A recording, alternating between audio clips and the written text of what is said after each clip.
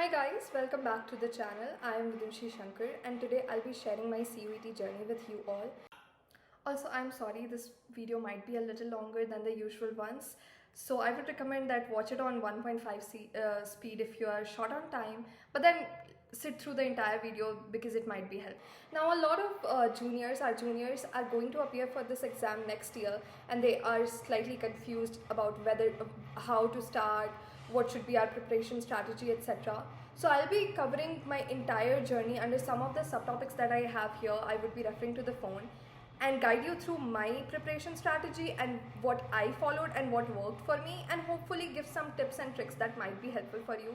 So stay tuned, and without further ado, let's get into my preparation strategy.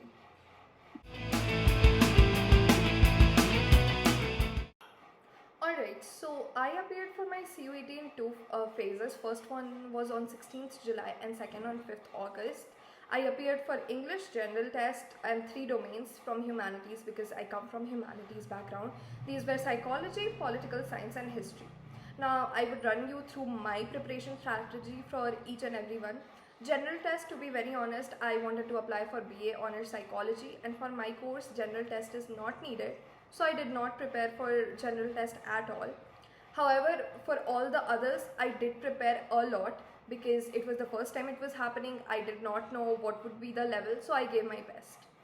For domains, I would say I would personally recommend, if you are from humanities background, do not take paid coachings at all. You do not need it. NCERT should be your Bible. Stick to NCERT. They had given instructions that they wouldn't go outside NCERT and they didn't. Everything was from NCERT. If anyone has gone through the textbook line by line, there's no way they wouldn't be able to answer all the questions. The questions were of mediocre level. You can easily tackle each and every one if you are thorough with your textbooks. So be thorough with your textbooks. Do not replace NCERT by any side book or coaching or lectures or whatever. Go through the textbook. Very important. Especially for humanities. This worked for psychology, this worked for history, this worked for political science, and it was easy.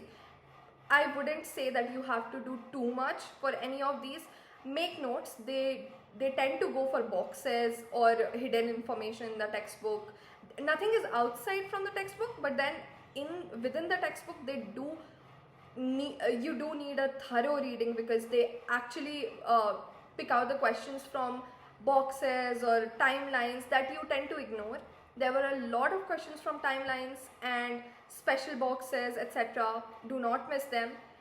Go through line by line. Make short notes. Please make short notes. Anything that you think that you'll forget, write it on a sticky note and paste it in front of your wall. Revise it every day, or maybe twice a week, or whatever is convenient for you, whatever makes you feel confident about those things. But you have to have like timelines for everything, or those special names that you might forget or get out of your memory or whatever. Make notes for them, and do not run here and there for like extra material to know something extra that others do not, because frankly it's not worth the effort because they gonna stick to NCERT very strictly, so it doesn't make sense, right? Coming to English, I would say that the level of English was easy to moderate. Anybody who has been studying English all their life is from English medium. It's not a tough nut to crack. That said, I would say that it is always good to have your preparation 100% so that they do not give them a chance to cut your marks, right? So I would say that do not ignore English. Even if it was easy, do not ignore it at all. Be thorough with vocabulary. If you're appearing for next year, you have plenty of time. Build your vocabulary. You can use Word Power Made Easy by Norman Lewis. Everybody says that it's a great book. I personally did not have time for that. But then I would say if you are starting from a basic level, do it at least. And then keep revising those words. Or if you do not revise it, it's not of any use because obviously you need to remember the words, right? And keep revising it. Do idioms and phrases. They tackle a very major portion of whatever comes in the examination. Other thing I would say that give mocks for English. There are plenty of CUET mocks available now. During our time it was not available, but then still You can refer to the mocks. They are of good quality, I would say. Now they have gained experience from so many trials from our round that by the time you guys give this exam, there would be standardized mocks for English, right? So give mocks. I wouldn't recommend, personally, I wouldn't recommend paid coaching for English as well. But if you think that it is something, it is your weak area, then go for it. I wouldn't say no to that. But there are plenty of YouTube channels that are teaching English for CUET for free. Plenty of free material on YouTube. You just have to type. You just have to find the right sources. Some of the channels I personally used were Shipra Mishra and Adda 247. Those were good and helped me a lot. Keep vocabulary and idioms and phrases ready before the exam. Keep revising them. Try to build a large vocabulary. Even though it's basic, you never know when they're gonna increase. It was first time, so maybe they kept it basic. Maybe for the second time they're gonna increase the difficulty level. Why to give them a chance to cut your marks, right? So there was that. Another thing I would say is, after you have prepared, after you have studied everything, you're still not prepared for CUET. You have to give mocks, because even if you know everything, all the information is in your head, how much you are able to apply in those 45 minutes and tackle the questions that come one after another under the pressure will determine your marks, right? So you have to be habituated of being under that pressure, and that would come only if you give mocks. So give lots of mocks, good mocks, bad mocks, just give mocks. So yeah, that would be my suggestion for your preparations. Alright, the next thing that I wanted to cover is basically whether you should have a timetable or not, and how to keep yourself motivated, how to stay productive during the period of your preparation days, etc. Because it kind of gets straining, right? You have to study so much, there's so much pressure, so much competition. Sometimes you just cannot get yourself to study, and how to work on those days. This is something very personal to me because I struggled a lot with it. First of all, I have something against timetables. If you're making timetables with timestamps from 6 a.m. to 8 a.m. I would do English, and from 8 a.m. to 11 a.m. I would study, say, physics or something like that. It might work for some people, it never worked for me. So I would tell you what worked for me instead, and see if it's applicable to you too. So whenever I made timestamps, I wasn't able to follow those timestamps, and which made me feel like I cannot do it, and which resulted in low motivation and all. Then I came across this technique where I started using to-do lists instead of timetables, which was much easier. So my goal would be, I would set my agenda for the day that no matter what happens, these are some of the topics that I need to cover today. And by the end of it, I would check all the things that I did. And if there was something that I didn't check, I would feel guilty, right? So the next day I would try that whatever list I make, I check all of them. So that was something that helped me a lot. Even during boards, I also scored good marks in boards, and this is one strategy that helped me in boards too, and it helped me in CUET. Timetables, that is why I never stuck to timetables. Yeah, I would have a rough plan in my mind that, okay, I would study in the morning and then in the afternoon or then in the evening or something. I had a rough plan, but I never used timestamps because it never worked for me. I went for to-do lists and it worked much better. Second thing, motivation. So I don't know what works for, different things work for different people, but I am a person for whom group studies work really well. But I was in my home alone while preparing for CUET. I did not have the opportunity to sit with other people and sort of do my preparation. So I started doing these Zoom meets with one of my friends who was also preparing for some other examination, and all we would do, we would just keep the meet open. Both of us would study without saying anything, and then just keep a track of whether the other person is getting distracted or studying. And it really helped me. I was able to sit through much longer hours for studying than I usually did on my own, when I was on my own.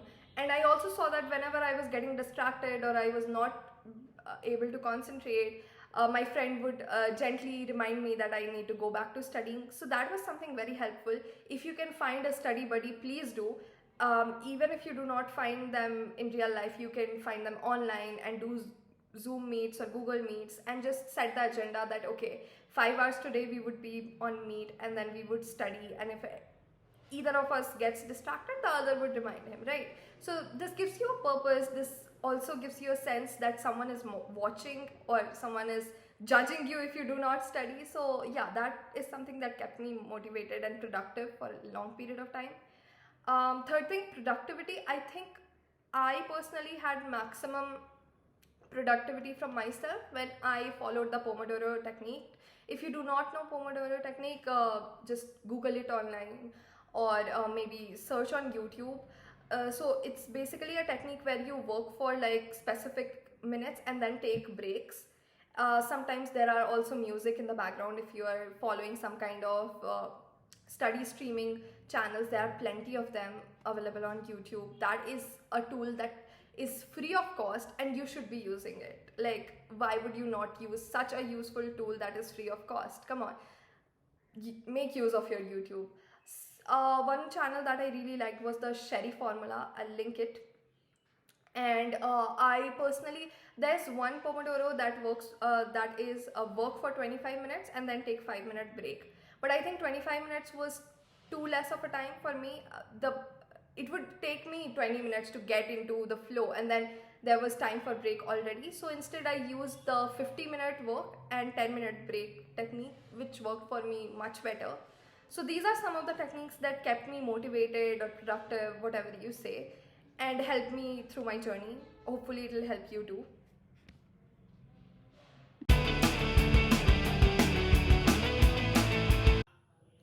Alright, so now my actual examination.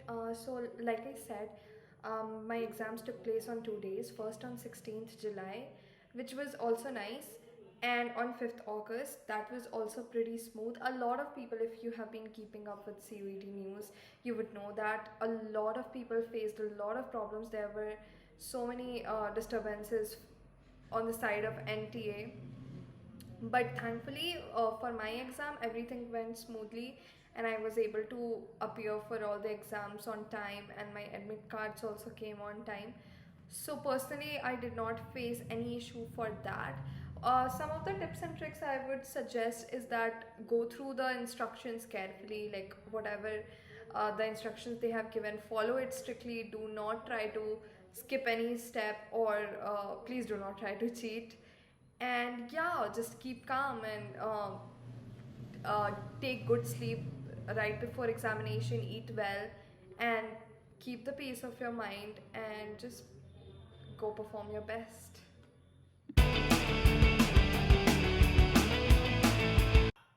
Alright, some of the tips and tricks that I have, if I have to give to sum up, would be, first of all, if your mocks are not going too well, do not panic. This was something that I didn't know, and it made my journey really difficult, because we were the first batch, and the mocks, we did not know the paper pattern. Even the sites who were making mocks did not know the paper pattern. So they added a lot of questions that were outside NCRT, and I did not know the answers to those. So I was constantly in panic. I thought, why am I not able to score full, etc. But then all of that did not matter on the final day. The final day, only those stuff that I had read from the textbooks came in handy. So I would say, do not panic if the mocks are not going too well. See where you are going wrong, and try to see if it is something outside NCRT. Do not panic too much.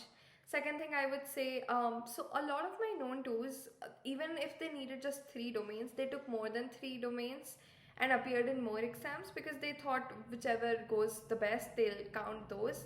But personally, I took only 3 domains, and I worked my best in those 3. So that is something, that is a decision you have to make on your own. I would suggest quality over quantity. So I would say limit your domains in which you want to appear, but give your best in the exams that you are appearing for, because it's gonna decide your career, right? It's gonna decide your college. The next thing I would say is,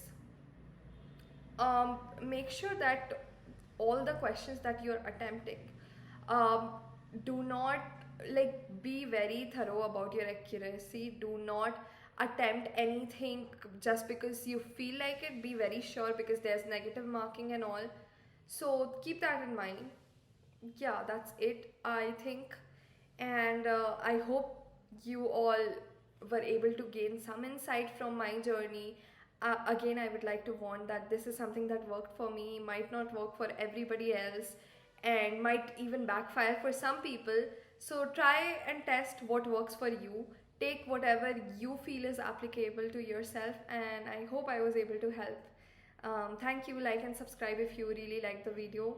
And I am gonna link my Instagram. If any of you have any kind of queries, you feel free to DM me. I would try to reply. Thank you so much.